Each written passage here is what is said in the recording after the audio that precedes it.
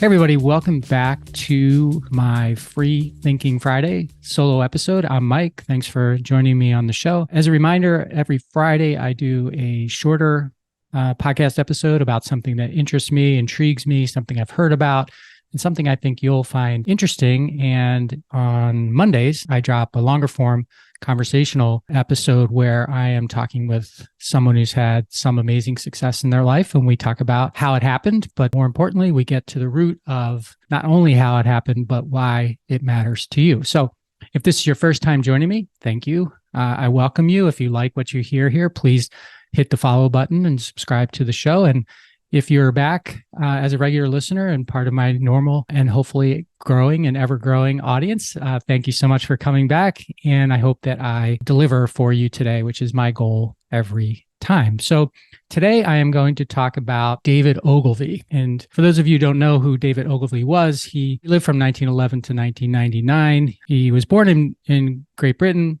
in the UK, but eventually made his way to the US, and David is considered by many to be the father of modern advertising. He had a very, very successful firm, Ogilvy and Mather. I believe it still could be part of a bigger conglomerate now, but David wrote a book called Confessions of an Advertising Man. The book was written in 1963, and I am a very big fan, as I've told you before, and you and I have talked about, of a podcast called Simply Founders.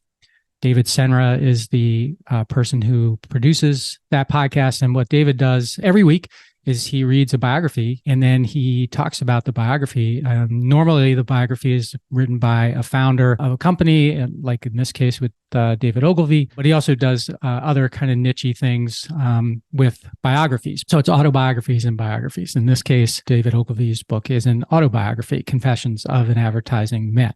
And I just love listening to that podcast because I feel like every time I listen, I learn something new and I get something that I can incorporate into my own life and or sometimes share with you. So in this case, I'm going to share with you 20 ideas from this Confessions of an Advertising Man book by David Ogilvy that he wrote in 1963.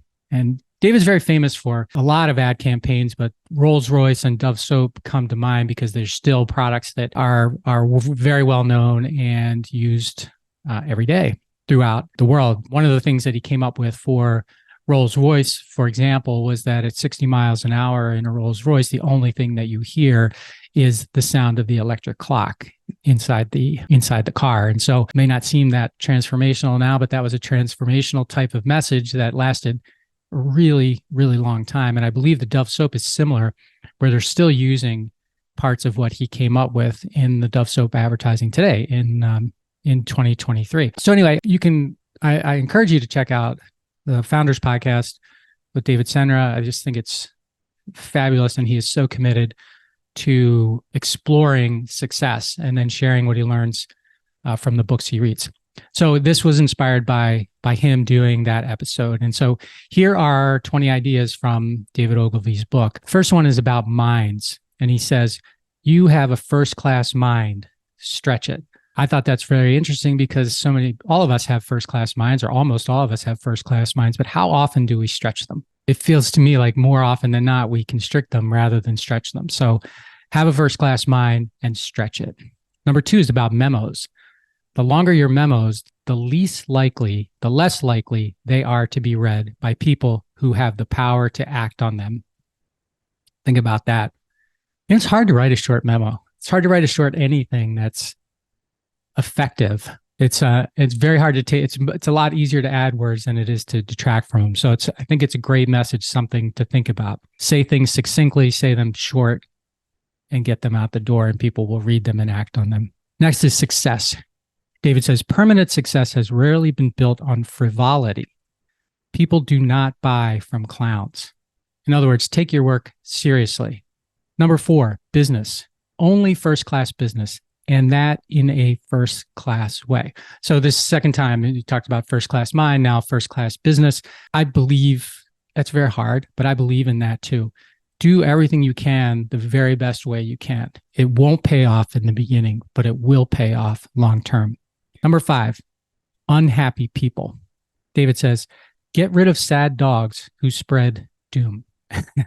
That is something I completely relate to. I'm sure you do as well. It seems like always the people who are down on everything that you spend the most energy with, and it should be exactly the opposite. I was just having a conversation with my brother-in-law about some people in his work who are sad dogs, and it was very frustrating for him. He didn't, he spends all of his time thinking about and trying to keep these sad dogs happy, and sad dogs can't be made happy. They can only spread doom, as David says. Number 6, expertise. Pick a subject and make yourself an authority on it. It's great advice. Number 7, storytelling. The more you tell, the more you sell. One of the quotes in the book from David is, "The customer is not a moron, she's your wife." So in other words, tell a story that resonates with he or she, and you will likely sell more product or service or whatever it is you're selling. Number 8, ideas. Big ideas are usually simple ideas. Big ideas are usually simple ideas. Simple as possible. Is that Einstein that said that? But no simpler. Simple as possible, but no simpler. I think that's the right reference. So big ideas are usually simple ideas. Number 9, committees. This I love. Search all the parks in all your cities. You'll find no statues of committees. You find statues of people who have done something with their lives. You find statues and you find buildings with names on it, people who have done something with their lives. And there's no buildings and no statues that are made for committees, only individuals. And I think that's largely true. So anyway, not a fan of committees. Number 10, effective advertising. You aren't advertising to a standing army. You are advertising to a moving parade. In other words, understand your audience and keep making sure that your messaging is pertinent and important and meaningful to your audience. Number 11, great leaders. Great industrial leaders are always fanatically committed to their jobs. They are not lazy or amateurs. In other words, great leadership doesn't just happen. It's intentional. It's the byproduct of many, many good habits repeated over and over and over again. I think Aristotle might have been the first one to talk about habits in that way. And Steve Jobs, as I recall, was a big fan of Aristotle and habits. Great leaders don't just happen. Number 12, promises. In the best companies, promises are always kept, whatever it may cost in agony and overtime. That's a super important point there because it's really easy to cut corners when you've made a promise that sucks for you. And that's happened to all of us, I'm sure. Like you commit to something, you make a promise on it because you think it's going to be, you think you have the right solution or whatever it is. And it turns out that it costs you way more money. It takes you way more time to fulfill the promise. And there is always a thought, at least, that you could just kind of break the promise a little bit because it'd be better for you. It may not be better for the client or customer, but it'd be better for you. And David is saying, do not do that. Ignore that thought. Deliver on the promise and you'll make it back later. Number 13, the truth. David says, tell the truth, but make the truth fascinating. Tell the truth, but make the truth fascinating. I like that. Number 14, genius. David says, tolerate genius. There are very few men of genius. Remember, this was written in 1963. Almost without exception, they are disagreeable. And he was disagreeable. In fact, Forbes once wrote an article, and I think the headline of the article was, "Is David Ogilvy a genius?" with a question mark. And according to the book, David asked his lawyer to check into whether they could sue Forbes for having put the question mark instead of it being a statement. David Ogilvy is a genius. So he had a little bit of an ego on top of his genius, and he's saying almost without exception, that's just the way it is with geniuses. I'm not a genius, so I don't know that for sure, but I'll take it. Number 15, knowledge. We prefer the discipline of knowledge to the anarchy of ignorance. In other words, if you don't know something, find it out. Don't pretend. Number 16, aim high. David says, don't bunt. Aim out of the park. Aim for the company of immortals.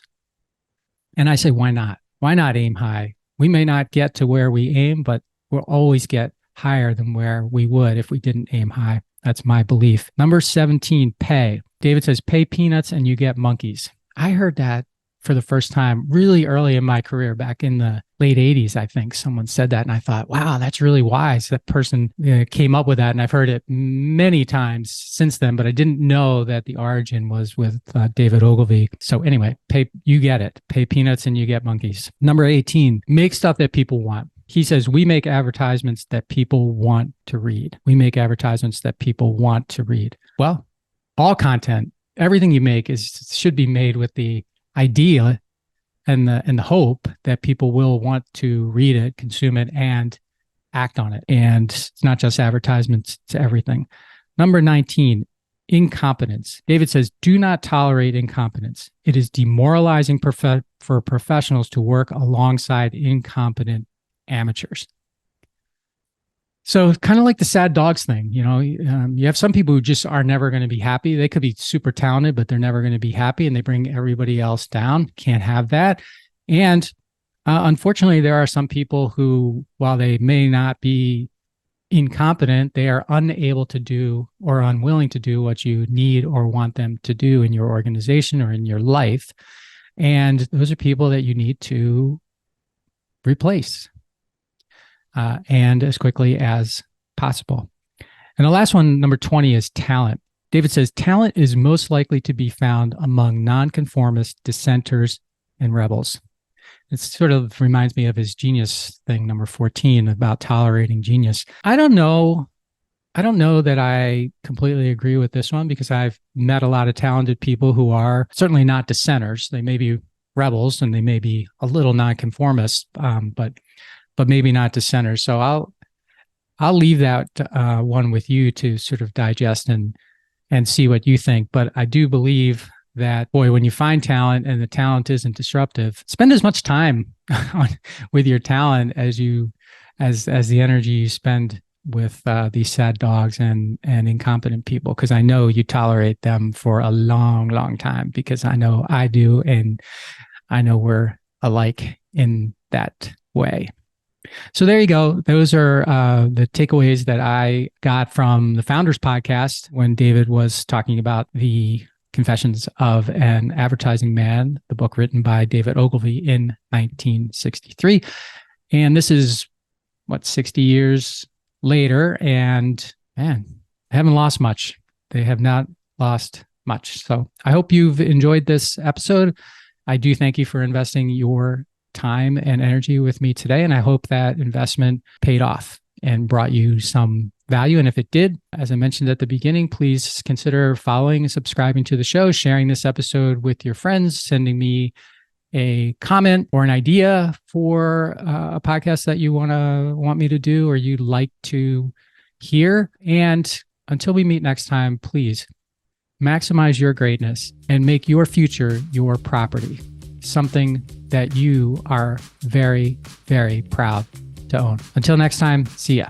Hey everybody, thanks for listening to the show. And before you go, I just have 3 requests for you. 1, if you like what I'm doing, please consider subscribing or following the podcast on whatever podcast platform you prefer. If you're really into it, leave me a review, write something nice about me, give me 5 stars or whatever you feel is most appropriate. Number 2, I've got a book. It's called Owner Shift: How Getting Selfish Got Me Unstuck. It's an Amazon bestseller, and I'd love for you to read it or listen to it on Audible or wherever else, Barnes & Noble, Amazon. You can get it everywhere. If you're looking for inspiration that will help you unlock your greatness and potential, order or download it today so that you can have your very own copy. And if you get it, please let me know what you think. Number 3, my newsletter. I do a newsletter every Thursday, and I talk about things that are interesting to me, or I give more information about the podcast and the podcast guests that I've had and the experiences that I've had with them. You can sign up for the podcast today at my website, which is my name, MikeMalatesta.com. You do that right now, put in your email address, and you'll get the very next issue. The newsletter is short, thoughtful, and designed to inspire, activate, and maximize the greatness in you.